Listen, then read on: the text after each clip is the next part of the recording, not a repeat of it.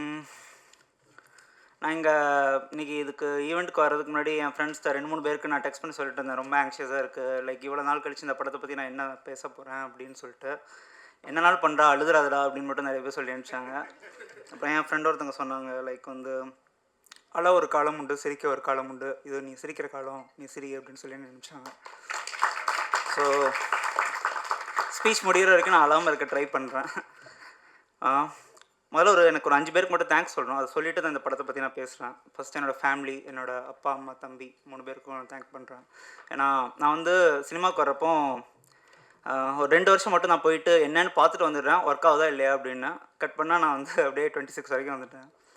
So support பண்ணி இந்த என்னோடய பேஷனை என்னை பர்சியூ பண்ண விட்டதுக்கு அவங்களுக்கு முதல்ல தேங்க்ஸ்.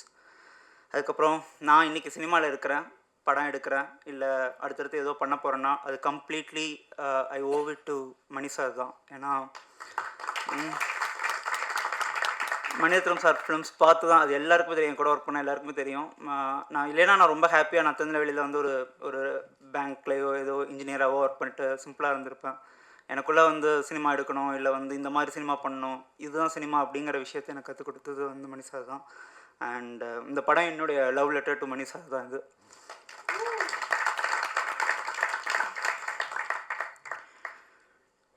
நான் ஒர்க் பண்ண டைரக்டர்ஸ் ஸ்ரீ கணேஷ் அண்ணா, அப்புறம் நான் கம்ப்ளீட்டாக ஒர்க் பண்ண விஜய் நம்பியார் சார், அவங்க 2 பேருக்கும் தேங்க் பண்ணுறேன். ஏன்னா நான் அசிஸ்டன்ட் டைரக்டராக, அசோசியேட் டைரக்டராக ஒர்க் பண்ணுறப்போ ரொம்ப கம்ஃபர்டபுளாக ஒர்க் பண்ணேன், நல்ல சேலரியோட. அண்ட் எனக்கு பிடிச்ச படங்களில் படம் பண்ணணும், சீக்கிரமாக படம் பண்ணணுங்கிற ப்ரெஷர் எல்லாமே என்னை ஒர்க் பண்ண வச்ச அந்த 2 டைரக்டர்ஸ்க்கும் நான் இந்த டயத்தில் தேங்க் பண்ண விரும்புகிறேன். இந்த கம்பெனியில் என்னை ரெஃபர் பண்ண ரஞ்சித் ஜெயக்கொடி சார், என்னோடய ஷார்ட் ஃபிலிம் டைம்லேருந்தே என் ஒர்க்ஸ் எல்லாம் பார்த்துட்டு அவர் எழுதியிருக்கிறாரு, பேசியிருக்கிறாரு. அவர் தான் என்னை யுவராஜ்